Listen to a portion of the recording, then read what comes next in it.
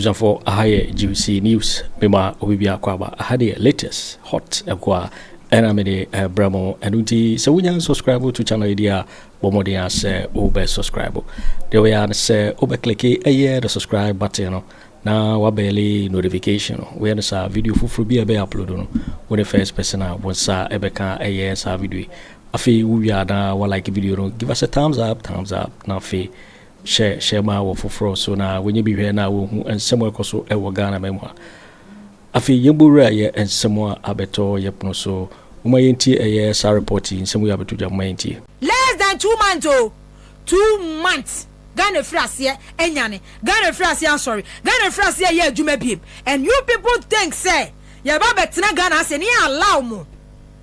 Na ma chia ediama Oma mi yo sentro for oma mi yo but omo mi nwie ne mo chia de ama wo mo ne mo se nya airspace ne mo tumfutro kwaje opan kroma emission tax no ya mo kwaje anwadwuma parliament no abi na adam abena osasa na munni no mo se no na mo kwaye de ma wo mo wo hwe the audacity say ye be die ye be sorry a second Ofori Atta asiu national security. Now what can Ofori Atta one President Akufo Addo kama kase $58 million sa amena no enko senka ye military regime be say why 3 days anajo ni asesam na amena na no ne de mu akogina ho ni akata mo so second Ofori Atta say ye invade the fie ama ne house heads for say they are traumatized and she traumatized. Can Ofori Atta asiu national security for say woma invading the fie it will not take league or the national security court can Ofori Atta ye kwa na wosenka asiu wo e wosenka ye de ayisha Sharia law Sharia na say Sharia Muslims for no mo ame wosenka ye de Sharia law e de wu na ya bodwa na wudam fifi ni ya twa wachimpre ni ya bo ye ni ya twa wachimpre ni ya bo na all your properties ni are confiscated onim boni any awudie no kro no a wabonti investment nyina wa ye ni nyina wa brochire investment nyina no wa ye ni nyina wa brochire kan Ofori Atta wo gaso agimi on na wo kan Ofori Atta ye koda ni asore ya ye se kan Ofori Atta siu national security so oma invade the fie eti nkrofo mo ho no they are traumatized. Kan Ofori Atta wo kura de nipa wo onsam eye blood onsam ye blood enipa pempem awu because of wo kan Ofori Atta nti nipa pempem na awu nipa pempem awu wo mawu enye se traumatized kwa wo omawu ewu opa na wo mawu wo hwe videos hwe ebe pim sa me Dr. Bakwasi ndum ugu banks no Sane banks, one of the banks in the subsidiary went to our muka and no cry there bende a yidene leading. Yeni pay your okumasi leading. God cost fund management. Share the last time Uncle Foy customer city here a sika for or big kind investment a why you God cost fund management here. A billions but wunti ni kunwewu. Ni magufie na brabo asay and then the audacity second Ofori Atta ebe ka kire Ghana for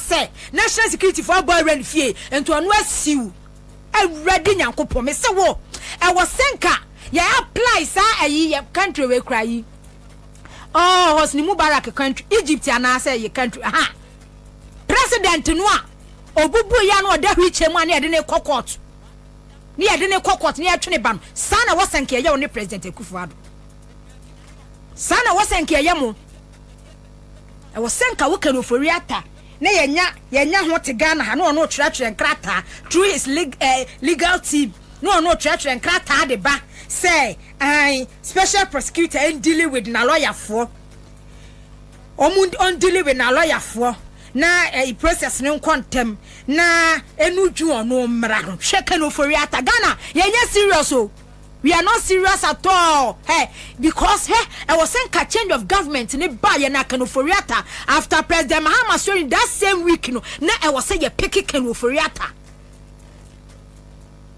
no was said that same week na swearing in at the chain ye the following day na was saying ye pick kan Ofori Atta So na Akufo Addo ne mmara no nti yentimi mpiki na Ofori Atta na wo se ye piki Ofori Atta ne ye bisa ne se adenti na wo ye mambofo sa wo ye criminals sa wo ye Wícked sa enti hwe budget ya finance minister kwa kan ye Ghana ye din ase arehemu fufuro ne da so fufuro bia bagana mu system nim for the past 3 days.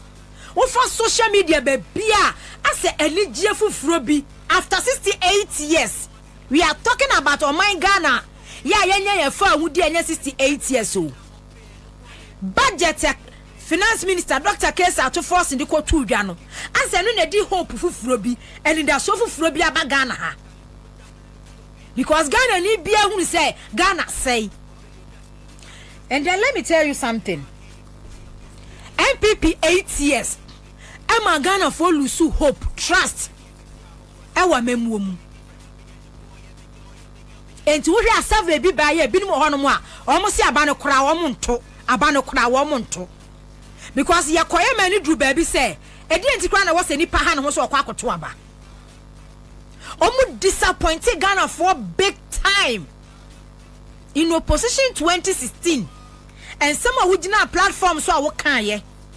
Emma Ghana for to about the mawo. Opponent. Onuno incumbent. President John Mahama. Presidential candidate 2016. One on a net to swore. Utrinimu over 1 million. That's a 1 million vote. Because of Areshemu and the Daswaji dear beer soon could be a Ghana for nya ye de ma wo. Esa se niema na President Mahama wo ye no. Ghana for na wo mo entiase. Dia Ghana ni hia ne se ede entro no ana ne yeti eti wo hwe gidie sonko eni da so ne arehemu a Ghana fo nya ye wo MPP Dr. Mahamadu Bawumia na Akufo Addo mu ema 7 December 2016 Ghana fo di twi ekoto aba edema MPP ene on presidential candidate na Akufo Addo ene Dr. Bawumia. Now for Ghana for trans no mo share 8 years. And near ma 8 years ni pana. We didn't see a can tam sa Ghana for en sonhwe wa bobra wono wa bobra. Enti wo ba memuo. O me bo Ghana for krono. And now oni the ministers so they have the men. O ma bu bobra enti o mo ba memuo. And someone will catch the Ghana for just an answer Ghana for TB da. Emma Ghana for any Atigya reshemu, Ewa Akufo Addo Bawumia mu, MPP mu. Emma President Mahama. There's 1 million votes and would train mu. Then after 8 years, the Ghana for a witness experiencing a disappointment. Huge disappointment oh, and yan ketwa oh.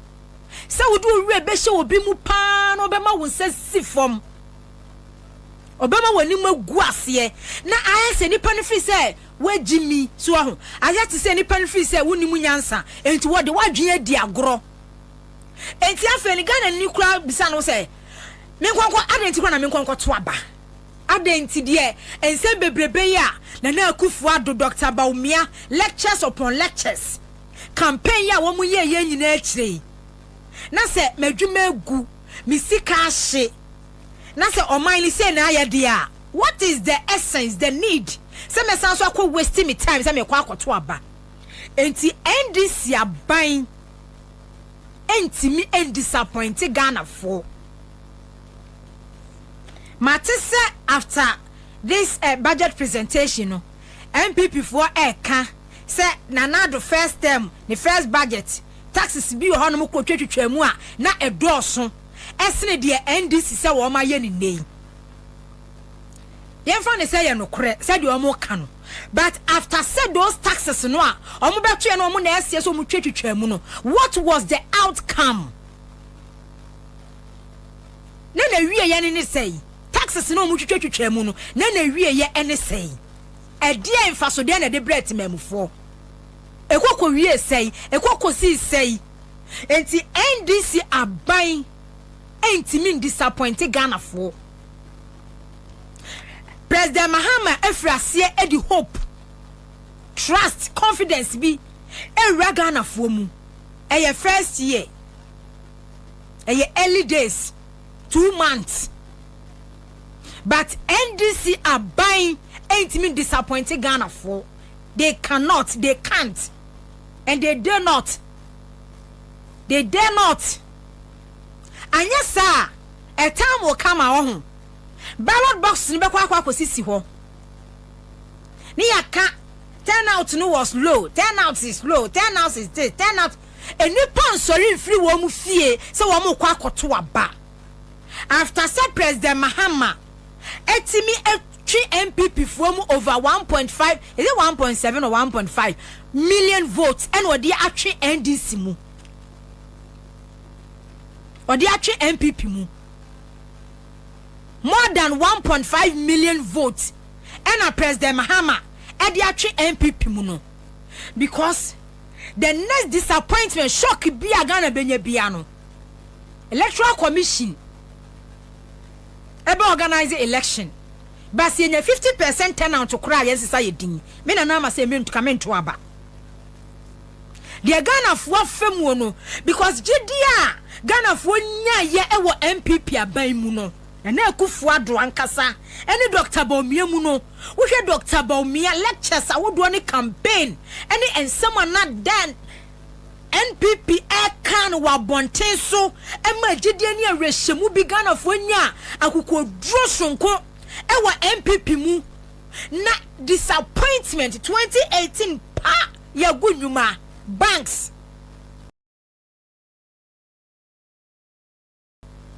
without thinking say obi maami adwuma obi papa adwuma family nu nyina no aduane obono because of politics because their na omi intentions nyina ne say by the time they are done with NDC no NDC begu said they say NDC dia hye wo mutiri mu say omu bu oman no the next 12 years dear omo be kwa atoa so 3 consecutive times no sana MPP aban eso de hye wo mutiri say nya 4 years enye 8 years ena wo moko ba omo no de adwembone enhye apam ena wo mo faaye enti yemfrase ye na banks ni nyina banks bia ye free say wono e finance NDC bia ne yengu no and then these same banks no so kra no na omo de omo ye ayomo business malaji say do agongo tiwonumi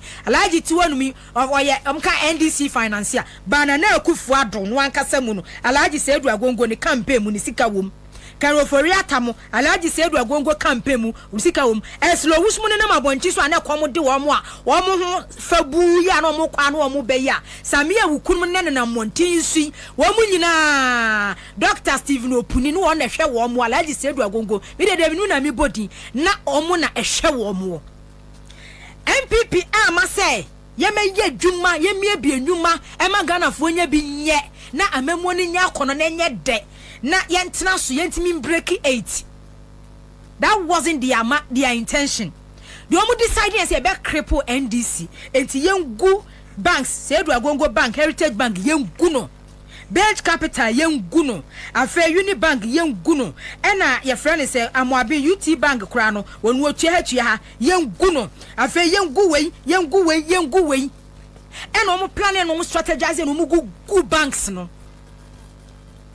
Afenso no businessmen fo a almost okura no wo mo ha adwen a wo mo businesses movie a on be san so a finance NDC no almost okura no yen ha wo mo yen frustrate wo mo yen ha wo mo se ne be ya so omo de ne de na che se adwen boni yen kasa ne taye kire wo mo de ne de adwen fi ye ka se enipa bi beje wo man se ye de adwen boni enye se yengu niemem sika ba system nim ye de ye biem sika ba ye agebosia ye mfam bie job opportunities ematimemfo nye yengu system nim exchange rate no ye stabilize no so ahu no omani mu nya kono na investors mra na nkofo nya nnuma nye na nkofo nya nnuma ya enye ye kwa na be ka kire Ghana for say be break 8 Ghana for na be break 8 ni dia maye.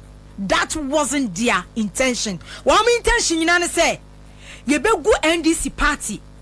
Enti de be ye ne say business is be a finance NDC be an yebegu business money be a wojane na so bia na wo be si ache se wo finance NDC bia na yebegu no afeyentin si Ashanti region and sha your friend is Alanche Martin be sorry Asante fo no a omukuta sika business Kweku Annan no omom kaka ho no so no wo mo so no yen krepe wo yembubu o mapre se ne be ya Alan faction ko for faction ne krasas e na Asante faction asan eno so kra yembubu no wo mo de o madwe no na eye boni esum etirimodin ne wom ento mu disappointed Ghana for say abanya waba power wumbi adwuma baako wumbi adwuma mienu wotu opposition wonim say yakọ energy crisis mu dum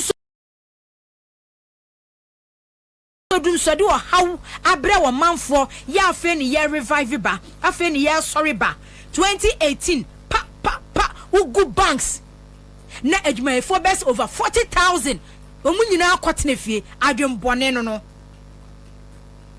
thinking say omu betimi adane Ghana say Dubai sana Akufo Addo ene na busua no omu dwen omu betimi adane Ghana say Qatar omu betimi adane Ghana say Kuwait omu betimi adane Ghana say North Korea because North Korea no abusua kuo bi eno mo ne Qatar and those Arab countries no abusua kuo bi ne diso and they are so powerful say you dare not try say we betu omu.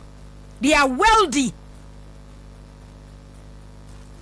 Womono e bani sikamu ehunya dia ne omo ya adefo. Enti NPP Akufo Addo ebu agenda wode ba di oman ni nyina dan say ye afenu yetimi capture state ni bibia di sikaba. Na so oman ne be hye yensa. Age say ye pe ni ye bie say oh after about 30-40 years no ni e bia tum say Africa da ya bere obi nkobi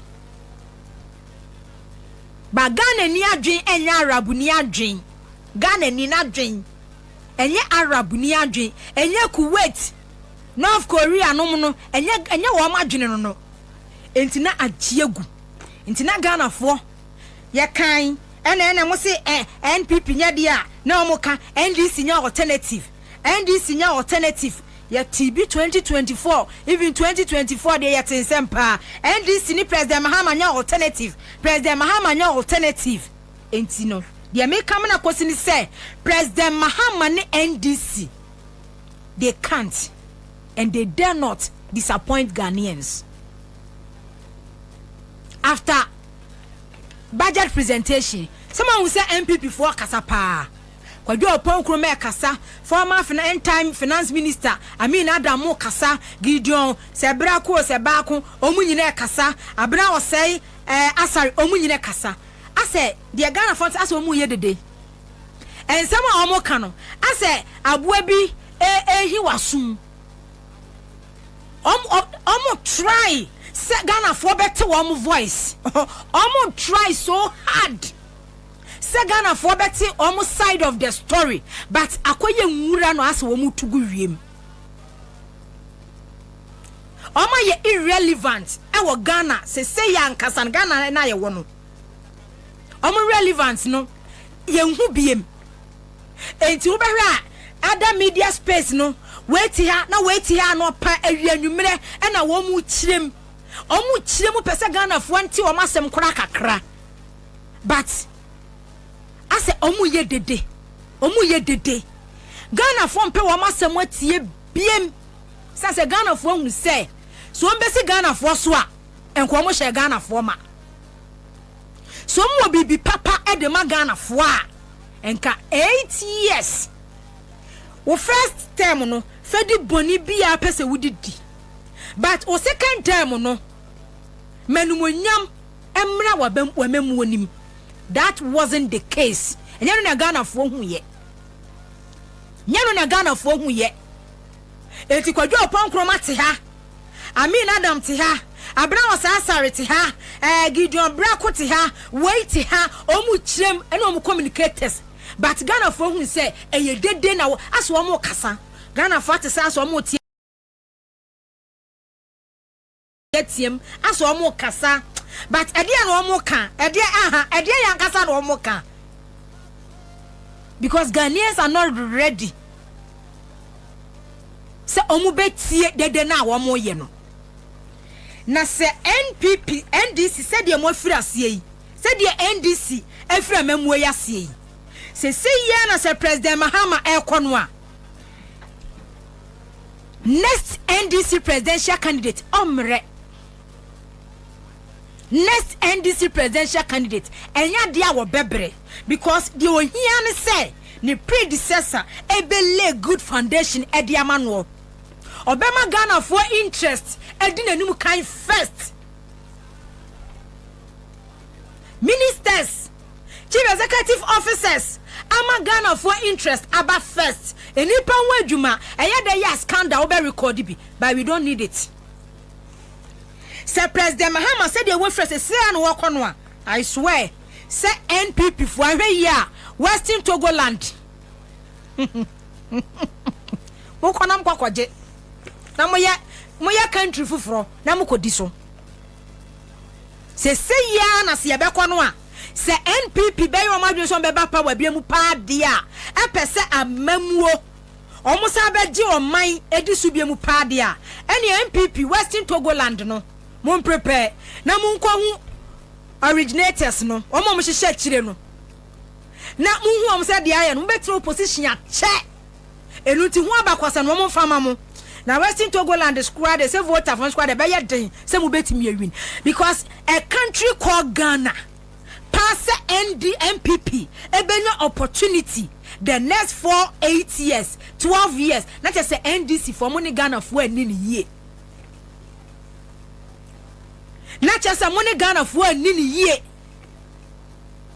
na just say musu mwafrasie MPP for brabo MPP for memu nu mwafrasie elutu mwafrasie e de Ghana for a vote e di agro eni wo kwase NDC called just 8 years and now 12 years because President Mahama beko 4 years and the next candidate beko 4 years or betra so beko the next 4 years but the next candidate kura na obetwa 8 years no e wo se enya another presidential candidate a onu so beko 8 years atwa so enti na me se MPP for se moya madwene pa se governance bebu bremu pa dia mun ko hu Western Togoland for because after 2016 e kwanya mode Ghana for afaso no e kwanya MPP for e de Ghana for afaso no Ghana for anka bia nhemu da Ghana for anwene da se political party NPP e be di Ghana for brosa taxes bay and I 5 taxes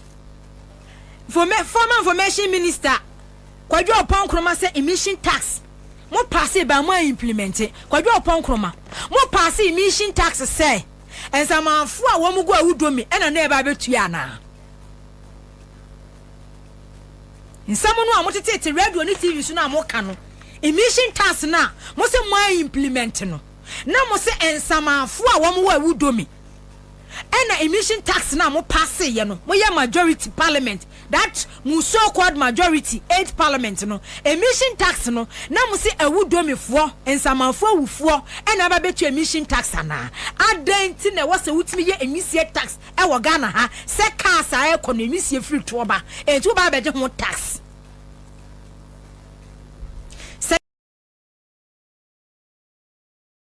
ya to abawie ye ena mu wini ye a enka emission tax atake effect ya mo frase a mo implement a mo de ye adwuma so you people they are not me former women pot shut up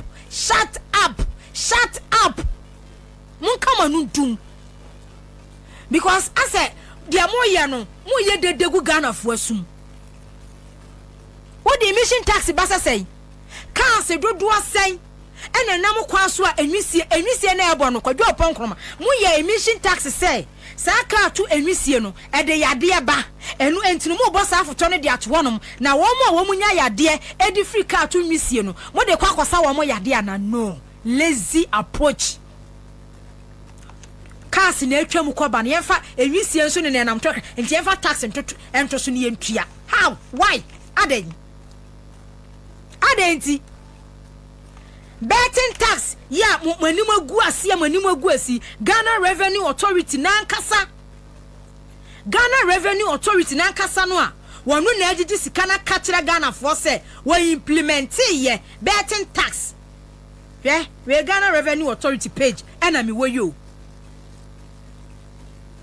Was it we never collected betting tax, says former finance minister Dr. Amin Adam, end time finance minister Dr. Amin Adam. But any Enna cry ya burosu ha say ye commissioner in charge of DTLD in connection with implementing the betting tax states. Enti Dr. Edward Jambra and what can you say by introducing the 10% withholding tax on betting, the Ghana Revenue Authority's goal was to raise approximately 400 million Ghana cedis. Enti before not just say well okay so men ko ayinimunie. Yeah. Enti no hwe we say data from Ghana Revenue Authority. Actually say 10% betting withholding tax. Mu implement ye no. Munya 15 million Ghana cedis. Ene dahi eni. First month impo. Hey, say was it for instance the domestic tax revenue division of JRA in October 2023 said it generated 15 million from the bet tax within the first month the tax was implemented. The first month oh when ye bibi ama wasia ye jaba ne krono se when ye bibi ama wasia Kweku opon kroma ye jai ebo nipa no ekrono bi adwuma ma nipa no nya wusi wumie investors ye wo Ghana ha say ya wo policies ama mu nyina adwane ekọ enwuma kakra wo beto ye no a enwuma no wuku no graduate fo wom university fo yi training teachers wom nurse fo gu fiefie na fie num betting no so mbe ye die ne yeti Ghana ha say no one implement betting tax just 1 month no what 15 million Ghana cedis now we got 15 million Ghana cedis ni area ya wo hwe kwan say betting no wanya kora no 400 million Ghana cedis we benya to bolster government revenue now what sabe si e kire say mo implement na Amin Adam we pass say betting ta o pass na we pass the ma wuni ana wo say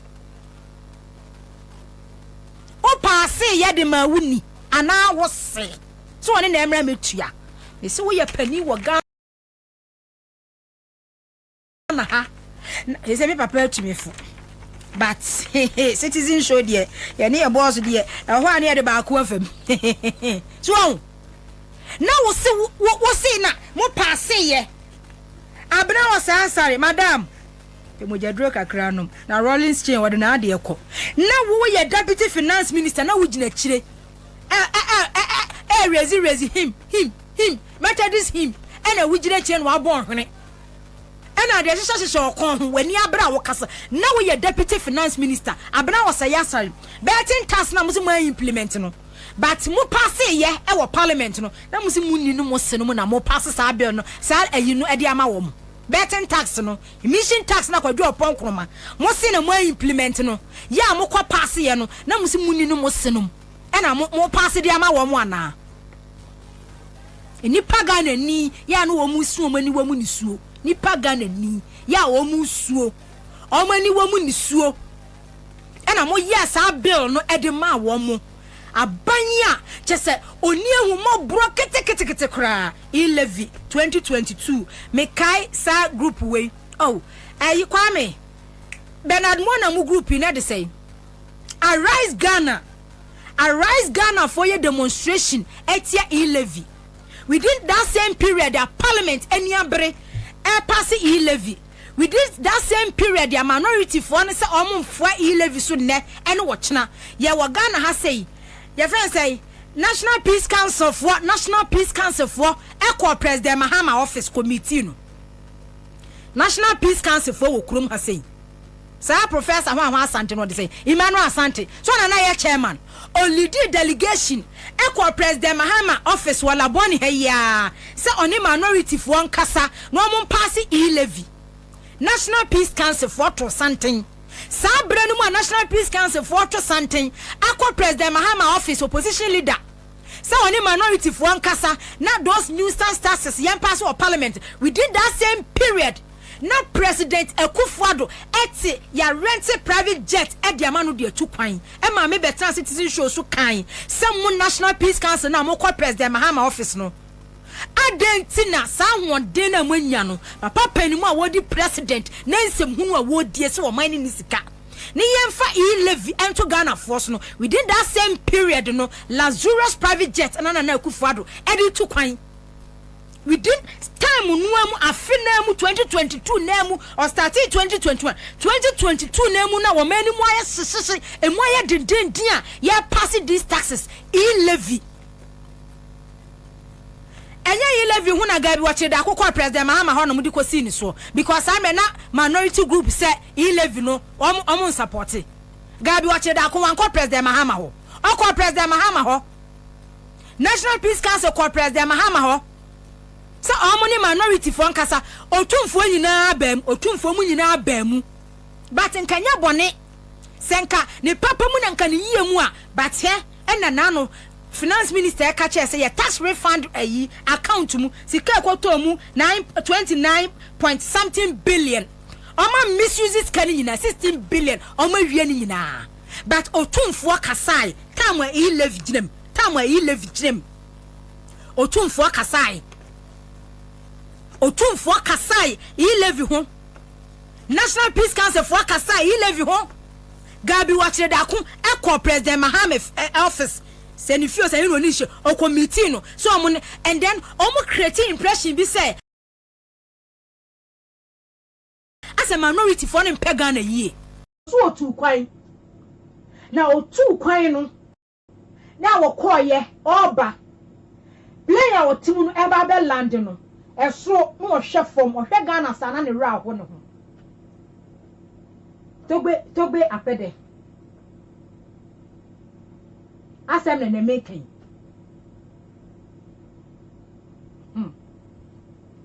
na asem ne making o si otu kwan okwa abrochire David Agbenyaga o si nana ma no sound o bia de Raymond Godwill or say madam check your sound the trousers okay it's okay now the sound is back thanks it's okay thank you mo fancha ya o say system no machines na dey adwumenti ni nyina atimi bembat me pamacho eto aso because fe na me boade na mi hu say to aso sa no sam so yes I distract me na o ka say for the first time o tu kwan ya went me en kaga na ho asem anche investor to be apede o say for the first time ya o tu kwan wo kwaye no went me anka Ghana ho asem anche investor bia because ediana na ewo omani ma wo kwaka kire investor ediana aka wo Ghana ha wo kwaka kire investor ediana aka investors for amon kasa kura wo mu no kura no can Ofori Atta policies are when introduce no me so mo yo ma be say investor bia anko na wo mo enka wo mo nko wo Ghana ha some mu decided that was their intention say obi afa ni sika nko na nka ya wo Ghana ha say enka wo mo nko a because investors wo me say na be ha wo mo nti obi anwane nko o se chese plane ba be land no ogu ahome na ne ra ho ewo ni mu senti ye man Ghana nie ye man Ghana pa enie enenti abato hu sunsanso ama o men abose yeto enenti abato hu sunsanso ama chese o man no atia sign echi akonechi abato hu sunsanso but in all nanu Tuesday President John Mahama catch Ghana for say and yes, I know the Ghana for G8 diagro. Say President Mahama bet me catch Ghana for say there were nuisance taxes, emission tax, emission tax. When ye through COVID the back. Senior what's here? And a woman nim and for so dear or the Bema Ghana or the Bema no me no. Etino omo kansem bi egunu so ahantan ena woni de oso ayi odwanfuru ena woni de oso yenti obia ena oso obetwa ticha alawamu ena oso obetwa na asintiani alawamu ena osei ena omo ade papa nyankopon de ama oman Ghana no omo ma ne bo wo man Ghana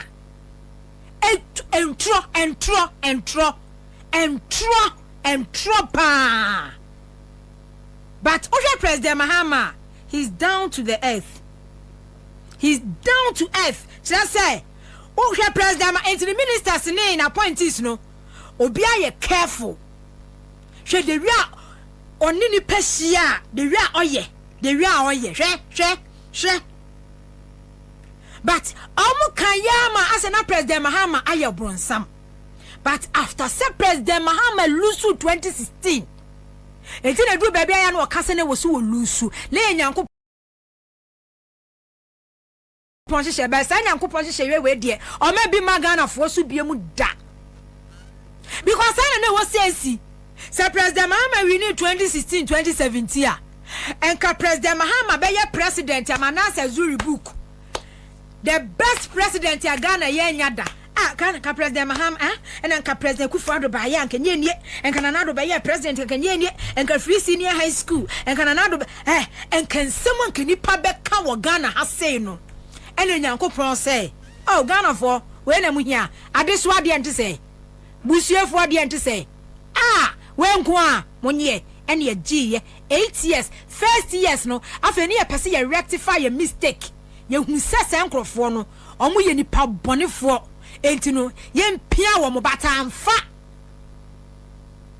onu ohun so oba bedi bone no adwon bone no ntino ena okofa jemensa kwotwe electoral commission president Mahama ye na jemensa ne asare boss mam wo mo sesa wo kuku no mo kaka free electoral commission because it is finished anya sankana na do first time from 1 million vote what voting in intervals no or drop it by form because Ghana for no ehun say hey sa kwa no wonye we ni pa bone for ye tie ye mami president Rollins video no may he so rest in peace e wi ami bondi Yakopon emfa ne kransie and what take a tell say bone na ye ba bedie no si ya ya one time na Ghana for in some of the advanced countries like Switzerland, like Norway, etc. Well, if you can, I can see it. His nature, his style is such that he could easily be a president in some of those countries.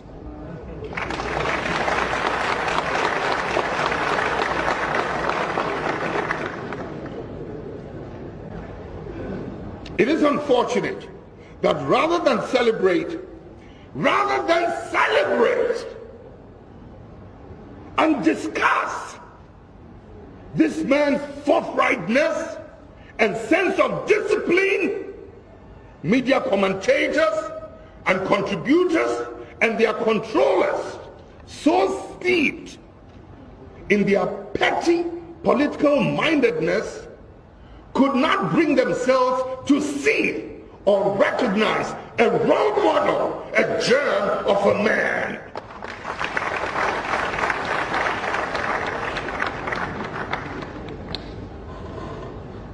This is sinful. When you see such purity, such beauty, and you cannot recognize it, something is wrong. Our president, John Mahama, is a president for the future. In some of the advanced countries like Switzerland, like Norway, etc. Well, if you can, I can see it. His nature, his style is such that he could easily be a president in some of those countries.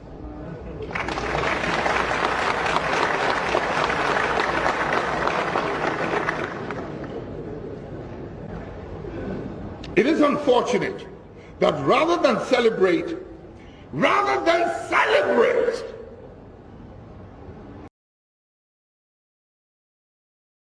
and discuss this man's forthrightness and sense of discipline, media commentators and contributors and their controllers, so steeped in their petty political mindedness, could not bring themselves to see or recognize a role model, a germ of a man.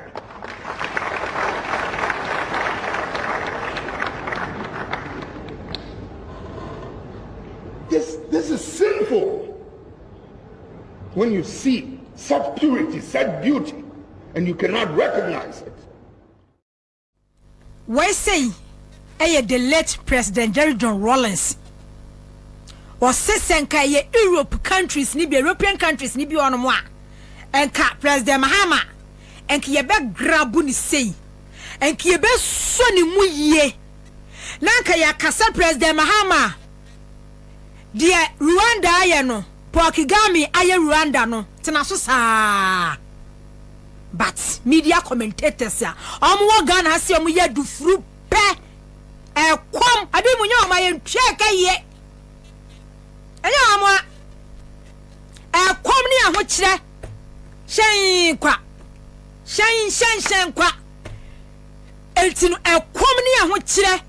Kwatina radio so akasa kwa na anamfom sa hu ayi e friend say sent one sweat serve frat wo sa kom ni ahokyere media commentators kom ni ahokyere ejiji sika manasa zuri nom bo President Mahama asenu mu wo Ghana ha bisi bibia nya me ya manasa zuri on samita body din na sabre papa I President Mahama ma me da fom na manase won fon sa no akwa for the explorer e dia beti chire papa yi komwo na odine ho ba bia na enyejie tamsikai dia kosi peace fm bem no ma che tamsikai me media general bem no ma che tamsikai multimedia bem che se President Mahama ne mo ye nyina na kata so and media commentators ye run commentary President Mahama president hey and woman two amon crofon so diagum and away na political analyst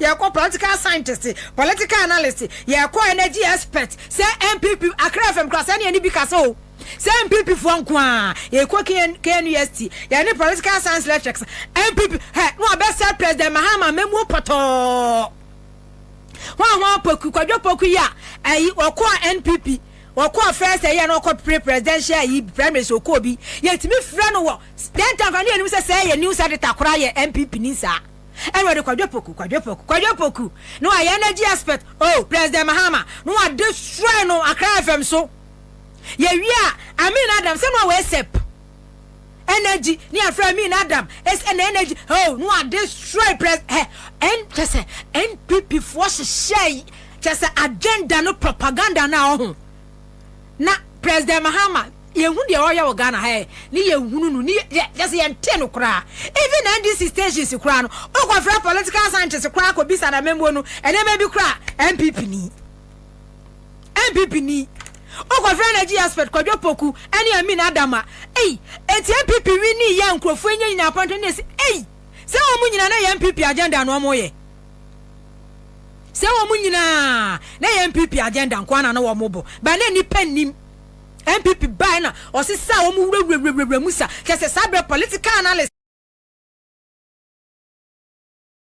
for scientist for e wo Ghana ha nyina na mo ye adwuma ma MPP energy aspect for wo Ghana ha nyina ye adwuma ma MPP obi abefra na no pewia na dwubia no all condemn President Mahama entino anipa na waso wo ye enhirade ma wo man no na ya ma no ho aye tantan e wo Ghana ha na omu yusu atredifo no sa asofo akohwifo no mo nka no kure no owusu bempanom no mo attack President Mahama asofo ni bi tufri Kumase na bi tufri Cape Coast na bi tufri Nkra ha he Sena Ghana de papa bi se Ghana etina me sa owusu bempene no di do machi na mi buafu me ya na mi buafu Sena Ghana ya de papa bi ekuta yai ene ebe free ensa less than 2 months 2 months Ghana frase enyane Ghana frase I'm sorry Ghana frase ye adwuma biem and you people think say